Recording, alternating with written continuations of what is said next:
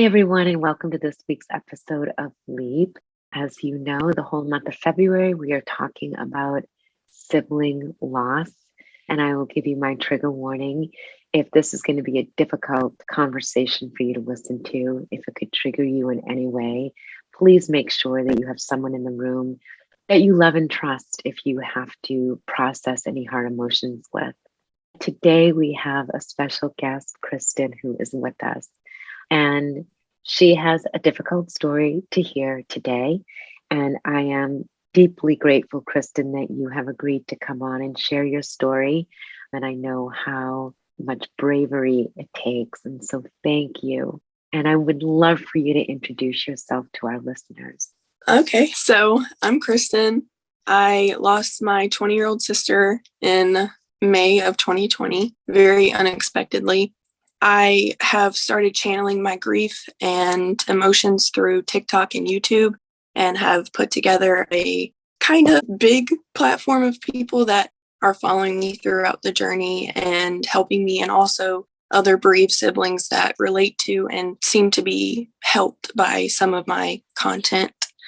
And I'm 17. You were 15 when you found your sister. You were so Yes, young. ma'am. So you and I had a chance to talk a little bit before we started recording this episode. So would you like to start with, what is your sister's name? My sister's name is Tyler Britton. She was 20, now she's 22, or would have been 22. Before we go into what happened to your sister very early on in her life that put her on this trajectory, can you bring her a little bit to life for us? Who was your sister? She was wonderful. She always tended to be my second mother. Like whatever my mom did, she did. Like I've heard stories of when I was little, she would be in the crib with me reading me a book, or she would take me out of the crib at 5 years old and my mom would be like, wait a minute. And she'd be like, I got it. And she's always tried to mother me, always tried to fix things. She's such a happy person. She's one of those people that have a long, sad backstory, but she's happy. And she wants everybody else around her to be happy. She loved to dance. She was very funny. She would crack us all up. And she loved makeup. Loved it. Like I was her guinea pig all the time. She would just put my makeup on. My friends would come over and she'd be like, can I put y'all's makeup on? Like she was wonderful. She always tried to help me and be there for me and everybody else around her. And she loved her grandpa. She loved old people. She loved old movies. She loved everything old and classic. And, she was just really nice. Your best friend. Literally. Yeah. And I know that your sister was your only sibling. I have 2 other siblings. I'm sorry. I thought it was just the 2 of you. So you have 2 other siblings. Okay. You're totally fine. When I was 7, we adopted my brother, and he's currently in Florida. He went to the military and everything before my sister passed. And then I have another brother who's in college in New Hampshire right now. So you shared a little bit with us of what happened to your sister when she was very young. And the reason I'm even bringing this up, as you know, I am a therapist, but that what happened to her, the trauma that happened to your sister at such a young age led her eventually to her accidental overdose. Do you want to share a little bit with whatever you're comfortable with about what happened to your sister when she was a baby? Yes, ma'am. So when my sister was around 8 months old, up until she was 2 or 3, she was molested by her biological father every time she would have to go visit him legally. She could never really communicate, obviously being that young, what was happening to her. But by the time she could demonstrate with her hands what was happening to her, that's when obviously we got her out of that situation and then went to court for 12 years to keep her away from him and also to give her justice. 12 years.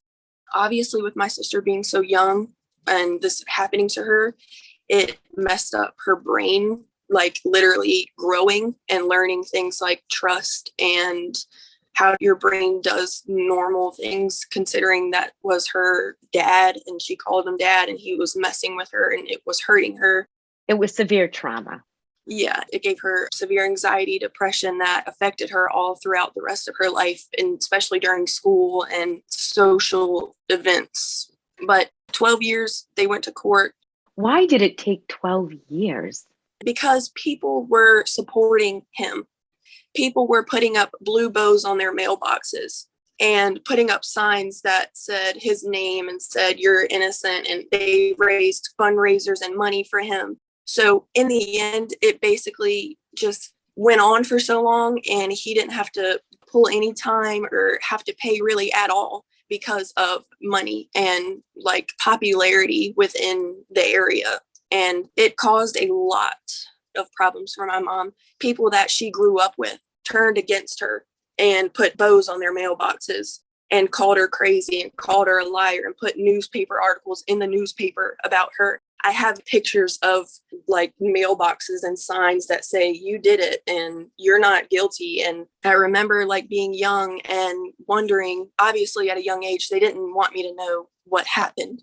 But I knew something was wrong being young, but I didn't know what that was. I didn't know anything, but I knew something was wrong. And it was really hard and confusing for me to grow up and wonder what's wrong with my sister and why did they leave? Like they would leave obviously for court and take me to my grandma's house. And I would be like, what's going on? And the older I got, I eventually figured it out. And they tried to tell me when I got old enough, but I was like, I already know. So let me ask you something. So she has this severe ongoing trauma from 8 years old to 2 years old. And then your mother, thank God, believes her and battling the courts to keep your sister safe. So did she ever have to go back to stay with her No. father during this period of time? So your mother was really trying to get justice for your sister. So your Yeah. mother sounds amazing as well. Yeah. But your sister also is going through this. You're all going through this for numerous years. Okay. Yeah. Your sister has anxiety, depression. So your sister is also dealing with mental health issues pretty much from the time she was a baby. Yes. So now I'm guessing, is she in therapy throughout the years from the time that she is a little Yes. kid? Okay. Yes. She's in therapy. She's taking antidepressants. Like we did everything That you could for trying her. to get her on the right path. That's what makes me so mad because even though she was, and I don't mean this in a bad way, but even with the things that happened to her, she was a little weak minded and like certain things she couldn't really handle as well as other people. But she still had obviously a really big chance because we worked hard and she worked hard to be around people and people not know what happened to her and her just look the same and act the same, even though it was harder for her. But she still tried really hard and we all tried really hard. So it's just not really fair. No, it's not from fair. from the get-go. From the time she was a baby. And I want to say, I know you probably use this language because, for lack of a better term, saying weak-minded, I want to reframe that a little bit in a therapeutic sense where your sister had sustained such trauma and it impacted her at such a degree. And I'm guessing that your sister had this incredible, tremendous strength to endure what she had been enduring over all of those years and was trying to get the help that she needed and take the medications to overcome the anxiety or things in her world that might trigger her. And so I'm sure that your sister was doing the very, very best that she could too. So bring us to this point, because I've already said that she died of an accidental overdose. You were not aware your sister was using any kind of illicit drugs, correct? No. So before her accidental overdose, there was an incident that happened prior to that you were telling me about. So can we start there of that first time that you realized and that your mom realized that she was using drugs outside of her prescriptions? Yes, ma'am. So for 6 months, maybe prior, we could kind of tell a difference in her. And we thought it was the boyfriend that she was with because we had stopped letting them hang out in front of us. Since she was older than 18, she could do what she wanted to. But my mom was like, I don't want him here because he was obviously mean to her and we didn't like him. And we were like, he doesn't need to be here. We don't want you with him, but we couldn't stop her. So she would go, she left and she was with him. And then he went to jail and then she came back home with us. And her personality had changed in so many ways, but like my sister wouldn't even drink. So I totally didn't think drugs at all because that just wasn't who she was. She didn't like to drink. This boyfriend that she was seeing, you and your Mhm. mom, obviously you didn't like him. Was he verbally abusive in front of you or something? Yes. And so why Yes. did he go to prison? Did he go to jail for drugs? Yes. And we Okay. found that out. Was she living with him at the time or was she still living with you guys?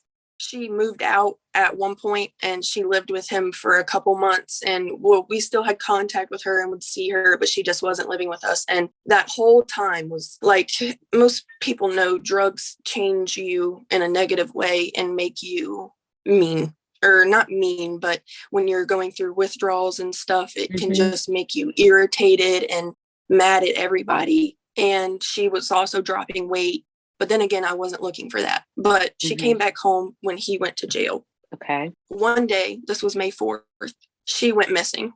Me and my mom woke up and she was gone. She never did that because me, her, and mom, we were all just like really close. And obviously, she would tell us where she was going before she left.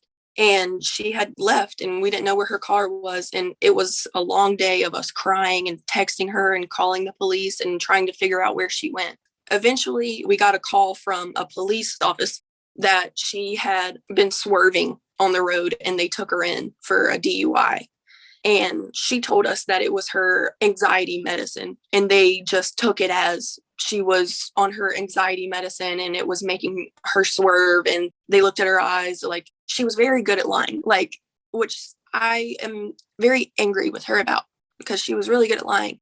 And I would have done anything I could to help her. She went missing. We got the call that she was there and that she had been swerving, and she came home. And finally, me and mom had just sat down with her and said, like, we've noticed, like, something's wrong. And she was agreeing with us. She was like, yeah, I get it. And she was going to go into a facility to get help because for these past 6 months, it was a lot of crying, fighting, screaming. And we just thought her mental health was taking a toll on her. So we were like, do you want to go and get help, like in a facility? And she was like, yes, of course. Like, I want to help because she's always never wanted to give up. So we went, and that night we were super close. So we would sleep together. Like, I would just go in her room and say, hey, do you want to sleep with me? And she would come hop in my bed. And she was like, yeah, I'll be in there in a minute. And she had took a shower and everything. And I just laid in my bed for like an hour waiting for her to come in there.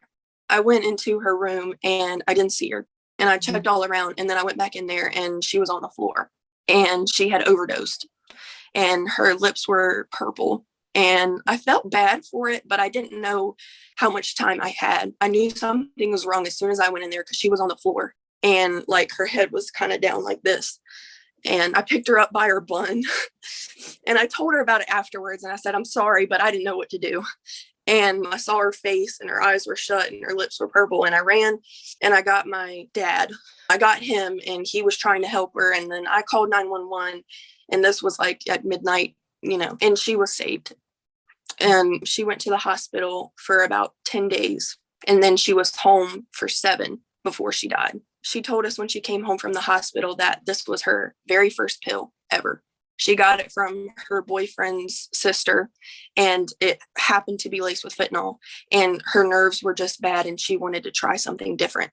It was her very first time. And she had honestly convinced us of it because, like I said, my sister just never did drugs. But we had followed her around for a while afterwards because it was traumatizing to see her that way and see her in the floor and them shooting Narcan up her nose. She woke up that day and asked my mom, who was next to her, and said, am I in heaven? To my mom. And my mom was like, no, you're right here. And either way, she went to the hospital, came back, convinced us that she wasn't really like a drug addict like she was. And 7 days later, on a night that I didn't sleep with her, she passed away. I'm so sorry. Yeah. Same thing, laced with fentanyl, right? Yes, ma'am. And they told us that it wasn't enough to kill a dog. Since she had, I guess, gotten clean in that amount of time of her being in the hospital, it was just way too much for her to handle. And I walked in there that morning and I saw her sprawled out over her bed. And my mom always asked me this, like how I knew instantly, because she kind of looked like she was asleep. But my sister was like a ball sleeper, like all wrapped up. And she's a light sleeper too. So every time I would open the door, she'd turn over, but she didn't. She wasn't balled up. She was all laid out. It's something that I see every day. Sure. Like literally every day. I am sure that that is very true. I get chills all over my body. So I want to just take a minute to breathe because I can't imagine what that was like for you. I'm going to cry to find your sister like that. And what it's been like for you since, because now we're going to talk about grief work.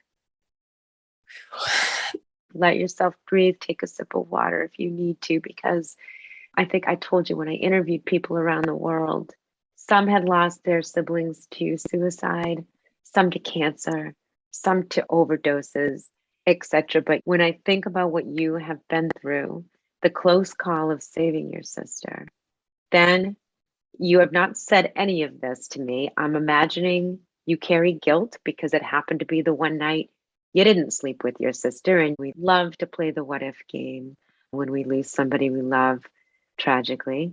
And the dynamic between you and your mom. I want to just say something for our listeners in case they're confused. Your sister had a different father than your biological father. You both share the same mother. Your biological father and your mom, are they still together? No, but they still are friends. Like during this time, they were friends. And Okay. my dad, from my sister being 3 to the time she died, my dad raised my sister. Okay. You're a family. It was a unit. Right. But then obviously, I mean, things happened between them and, but my sister called him dad. So he's still my sister's father figure in her life. One of the things that mattered most to me when I wrote my book was elevating understanding of sibling loss, because siblings get lost in the grief journey. And I've said this in every interview for this month. Siblings are the ones that we become invisible and we have to stay strong for everyone. And now you've had this intense trauma of finding your sister. Most of us are spared from finding anyone who has passed. I know that is obviously not true for all of us. I did not find my brother. So can you talk to us as much as you want to share about this process since your sister died, of what this has been like for you and what this has been like within your family? Most definitely personality and life-changing event. I really do not know who I was before my sister passed away. It's crazy. It's something you never imagined happening to your life, and it does. And it just throws you for like a loop, and you're just like, what in the world? But when my sister first passed away, like when I first found her, I instantly went into fight or flight. Like, I have to protect my mom, because my mom and my sister's bond was just, obviously, with everything they went through, like my sister did for her, and they were always together, like their bond was like this. And so I was like, oh my God, how am I gonna be able to like tell my mom this? So I inched down the stairs and I was calling her, and I told her, and she was screaming outside while I called the ambulance. And it's kind of been that way ever since. I just cut everything off when I saw my mom scream in the rain, because I knew that I had to be there for her. And I cornered her and the day of, and I was just rubbing her hair, and I was like, listen, I need you to just try to be okay for a second, because I cannot lose you. Just listen, I have to call the ambulance. And like, ever since then, I've been trying to help her and take care of her. And I'm not saying that my mom hasn't, because she has done her absolute best to help me, but sibling loss doesn't look as bad as a child loss. But it's such a difficult thing to explain to somebody, especially since I'm the younger one. So my entire life, I've only known her and only looked up to her. And so it's like a completely different world when they pass away. And you just don't know what to do with yourself, like, because a lot of who I was her. And like everything around you impacts who you are and like determines who you are. Now that she's not here, things that I've done that I can't talk to her about, things that have happened, just make me upset. Like, I can't talk to her about it. Like, there's some things that I've done since then that I've wanted to talk to her about, and she would always be the one to tell me, no, you shouldn't do that, or yes, you should. And now I don't have that. And now I don't know what she would think of it. And now, honestly, my best way to put it is it's a constant mind game as like what to do. My mental health has never, ever been worse. There has been so many times where like I just scream and rip physical things. Like when I first found out about it, I went in the yard and I dug at the rocks because it was the best thing. For some reason, it helped me feel better. So like when I scream and cry and have realized that she's gone, like my crying is so much worse. It's so hard to explain.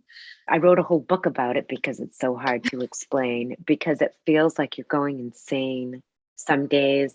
And so let me see if I can put some language to it. You tell me if you want to add context. So feel like you're going insane. You want to die, but yet you would never take your life. And yet you don't want to die because you never want to see your parents in that kind of pain. So when you talk Right. about the head games, you don't ever want to get up ever again. And yet you also want to live because your sister can't or your sibling can't. You become this walking contradiction of everything in your life and trying so desperately to make sense of your new world order when nothing makes sense. And this is the way it felt for me. The grief, it was so dark. What was most terrifying for me after my brother died is, will I ever feel joy again? Will life always be this dark? So I will tell people it'll be 8 years for me. And yes, you will feel deep joy again. And you cannot run from grief.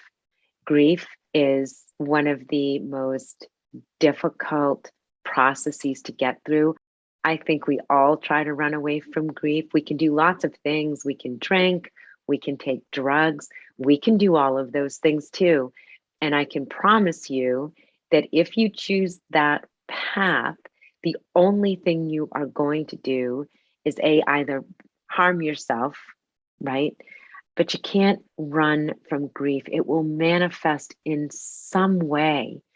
And feeling that intense pain and working through it either in group work with a therapist, if you go to church with your pastor or your priest or a dear friend or your other siblings, somebody somewhere that you trust, that you love, whether you want to write about it, journal about it. You said that you, Kristen, that you have processed your grief through TikTok and video. All of that is processing grief. That is an extraordinarily healthy way, because what you're doing is you are constantly moving this intense pain.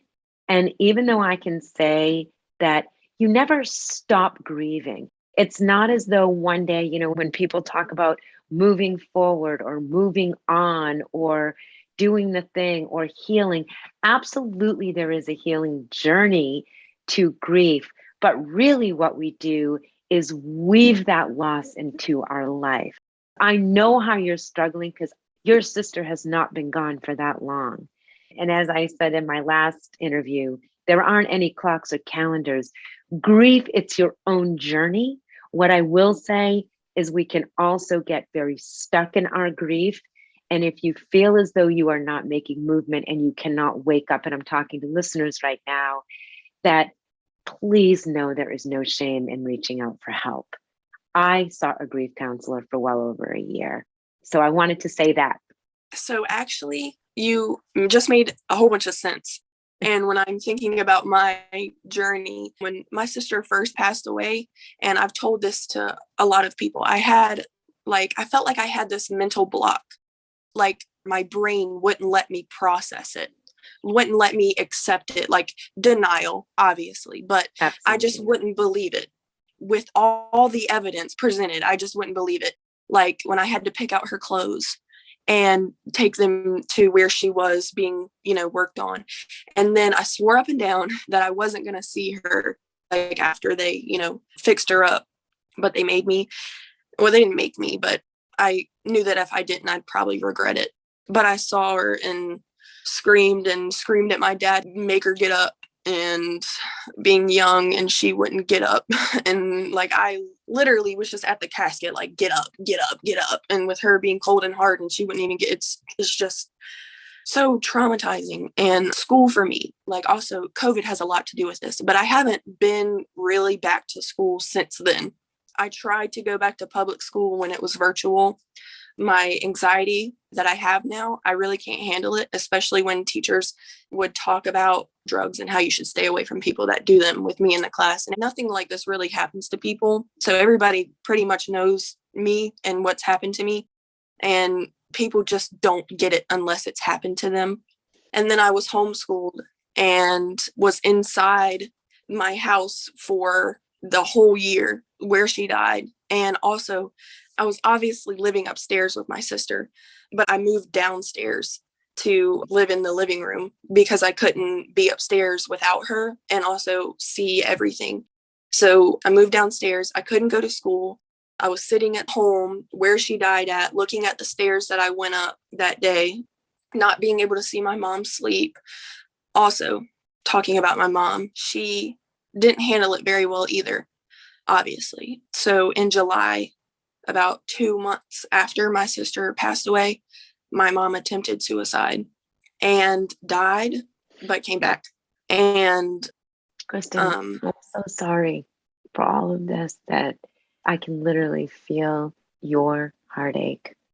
it's been like actually like really, really, really bad. And I'm just fighting every day. I'm not trying to be discouraging. It's been completely fresh. Like it's still really fresh for me, but it has been every day just getting up and getting up and getting up and dealing with it all over again and everything that comes with it.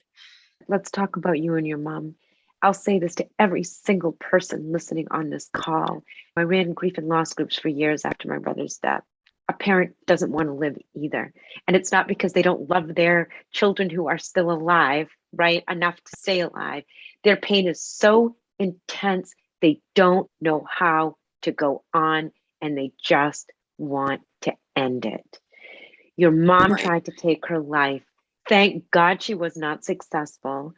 And since that time, did she get help after they were able to resuscitate her? Has your mother been able to get any help from therapy or from anywhere else with her grief?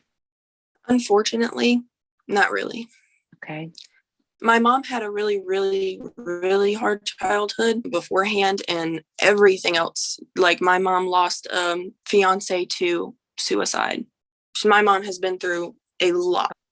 I really do wish that it was different for her, but I feel like at this point in her life, she's given up on therapy and help because she doesn't really think that anything can help her but my sister coming back, which is something that has come between me and my mom. I have tried, and I haven't really came out with this yet, but I'll do it here because I'm going to anyway. I've tried to help her. Like I have stayed up countless amounts of nights helping her and trying to make her see the light of things and change her view on her guilt, which she has a lot of. And I have worked with her for almost 2 years, but both of us are angry, just really mad. Sometimes we get angry at each other and say hurtful things. So my mom I love her and she's a wonderful person.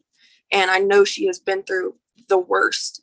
My mom has given up on trying to help herself when it comes to therapy and pretty much everything that she used to try to help. Like she believes in God. She used to, but she doesn't anymore. And she's down bad. And she tries every day. She has her dad. She takes care of her father. He's older. And she helps him out. And both of us are just really down bad and have, since my sister has passed away, like gotten mad with each other and said hurtful things with each other because of our pain of losing her. And it's not something that I really hear talked about a lot. The parent being a younger sibling still in the house when your sibling dies and nothing you can really do about it, like being still in the house. So all the responsibility, since it was only my mom still in the house, all the responsibility of helping her was on me being 15 and up until I was 17. Now, some things have just gotten too bad, and I've just given us some space, me and her, because I feel like that's what's best if we just don't hurt each other because we're hurting. You know what I mean? I know exactly what you mean. And I want to just say that, on this show, everyone knows that typically we share stories where people are on the other side, or at least, have really worked through some really hard things. And this feels like a special interview to me because even the people that I interviewed during my book, I interviewed people who were in very different phases of their grief journey. Some people were 4 months out, some 2 years out, and some 20 years out. And what I want to say to listeners, you heard Amy's interview, and it's been numerous years for her and where she is now. And hearing Kristen's interview is important, and I want to have you back on the show in a couple of years because what you're sharing with people is that very raw, deep pain that you can't run away from with grief. And what you can't do is you can't speed up your mother's journey, right? You would love to take your mother's pain and you can't. I also had to tell my parents. And watching my parents after my brother died was the single most excruciating thing I've ever had to do in my life, other than deal with the death of my brother. And I would say it took me a solid 3 years because I worked on that book for 3.5. So every single day I cried. I worked on it every day. My brother died all over again every single day. And I just kept going because I knew he'd want me to. And you said something about your sister that reminds me of my brother, that he was so charismatic. Everybody loved him. And I can't tell you what happened. Maybe it was time. Maybe it's because I had written my way through this grief. And ironically, when I was getting my master's in writing, I wrote my dissertation on writing through grief and loss before my mother died, mind you. It was very serendipitous that I then had to test my own theory.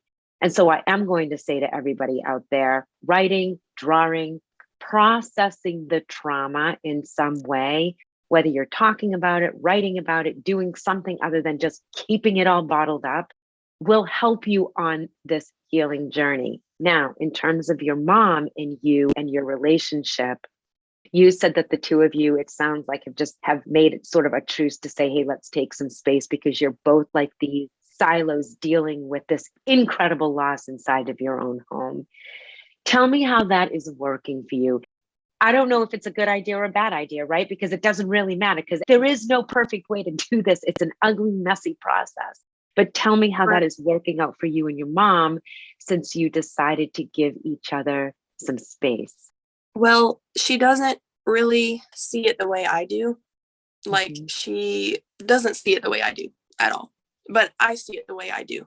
When my sister passed away, my mom didn't leave the house. My mom was like housebound. She never left the house, but she would never leave because the outside reminded her so much of the fact that my sister was actually gone. So what she would do was she would sit and distract herself on her phone or do anything that she could to distract her mind instead of facing it.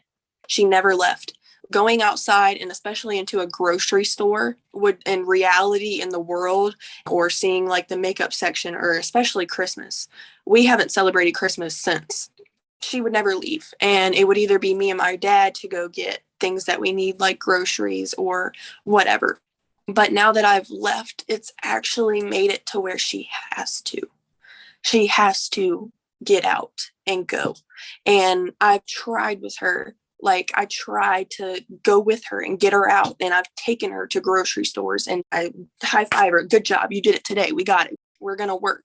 And I've tried to work with her, but I think that the only way that I can really help her and care for myself on top of that, because like I said, since the day my sister died, I went into fight or flight and said, I have to help her.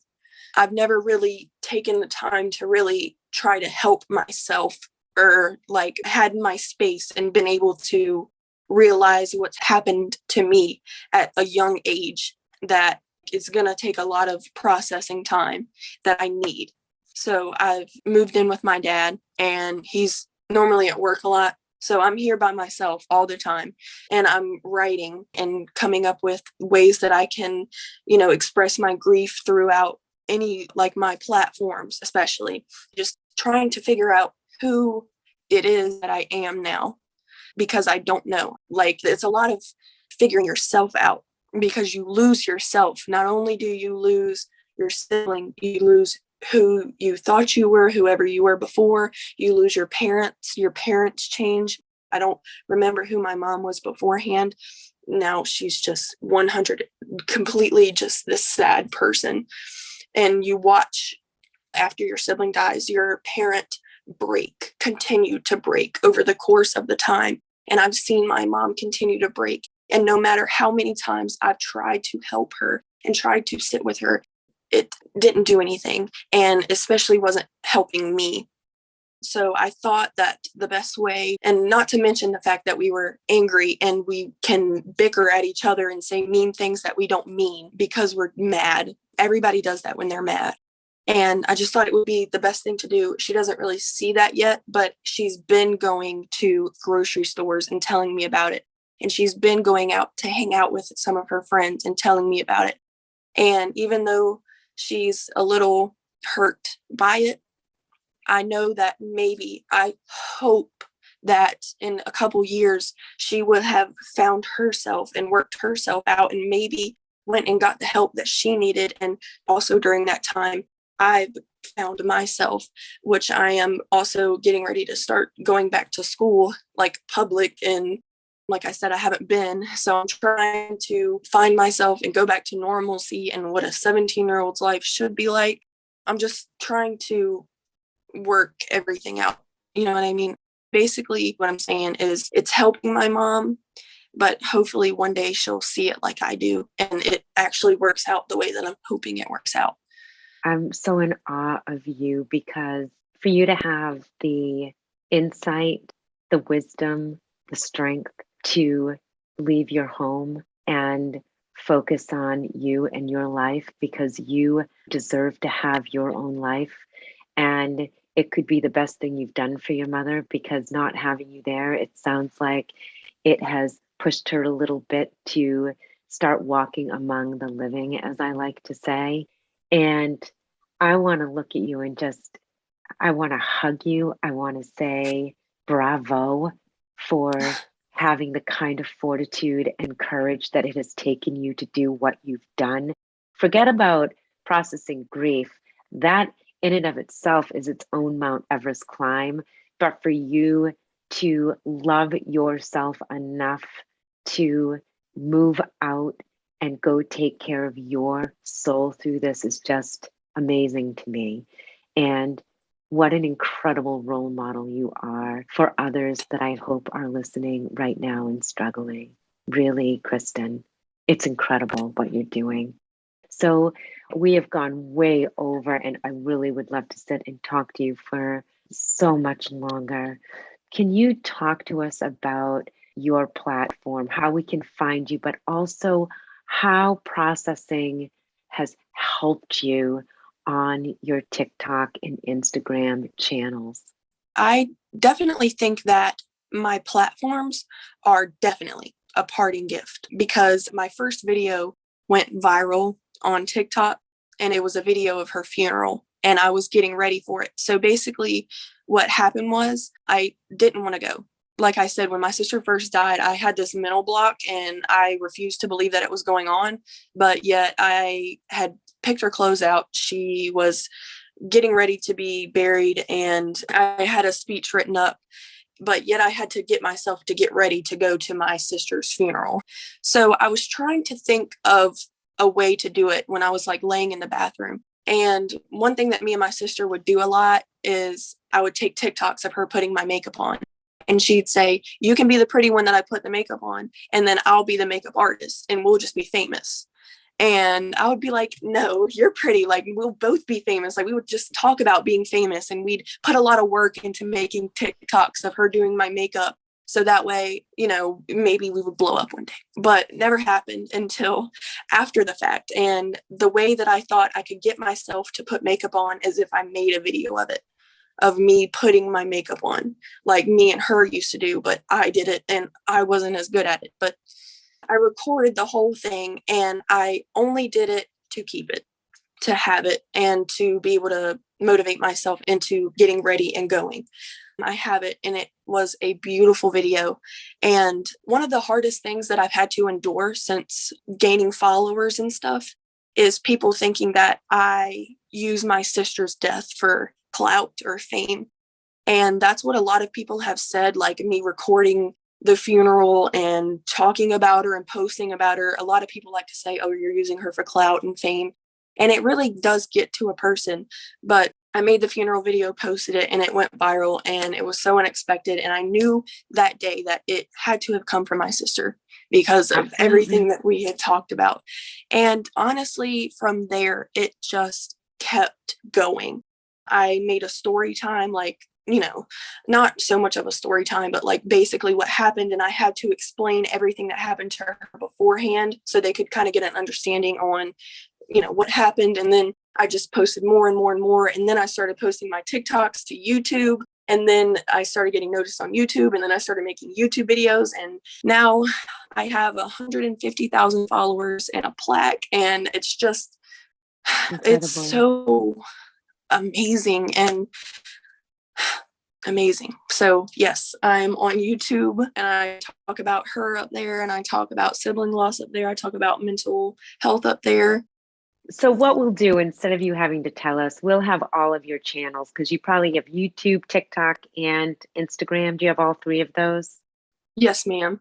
Okay, so we'll have those channels in the show notes. And Okay. I have to bring us full circle now because we're so over. But I'm so sorry. No, are you kidding? I know listeners, when I say, oh, I've enjoyed this, I mean, we talk about the hardest things on this, but the joy for me comes out of being able to have this platform for people to talk about life and the really hard things that we struggle with. And you've just done that in such an eloquent, painful, but eloquent way. And what you're doing on TikTok, and the people who say that you're using your sister's death as clout, is because they've never lost a sibling and have absolutely no idea of how difficult it is to process, and to process that in any way that puts it out there into the wider context. I remember when my book was getting published, how terrified I was that I had put my heart out on this page, but I did it because I knew that we all need this. We think that we're alone, but there are so many of us going through this, and you can't leave this world without grieving. I totally realize that with everybody in my platforms and stuff, there is so many people in the world that go through terrible things, and like, it's just not fair. There's so many people, and that we don't even realize how many people just go through so much, and you think you're alone, but really, you're really not. There's people that see you, hear you, know you, relate to you. And that's what I love about you and everything you're doing, and channels like mine that bring these people together so people know you're not alone. People go through things that are so hard. And basically, it's just, you have to keep going, keep pushing, just keep swimming. Just keep swimming. And I think also, my deepest belief is our spirits live on and our loved ones are with us. And I know that some people get so pissed when I say that, but there's real science behind it. Now, our energy does not die. Mm-hmm. But even if people believe that or they don't believe that, everyone is entitled. I know that my brother walks with me unequivocally. I know it for a million reasons. And what I also know is that what links us all is love. Underneath rage and anger and depression and all of these things, we are beings of love. What I know in my heart is that love is the only real thing, and we're not alone, and we are all here. And You know, that beautiful saying is that we're not here to see through each other, but we're here to see each other through. And, you know, we don't need to know each other in order to hold out our hand and help each other walk through the hard stuff. And so I want to thank you for everything that you're doing out there, that in the midst of your own pain, you are giving people an olive branch to hang on to. So I am giving you just this unbelievable, virtual, loving hug. And I know already that you're not only going to get through this and are getting through this, but you are going to help numerous people along the way, you and your sister, because your sister is still with you. I know that. Me too. So thank you. I want to thank all of you Thank for you. listening to Kristen and her story, and all of you that are struggling out there. Hang on. I promise you it will get better. Bye for now, you guys, and we'll see you here next week.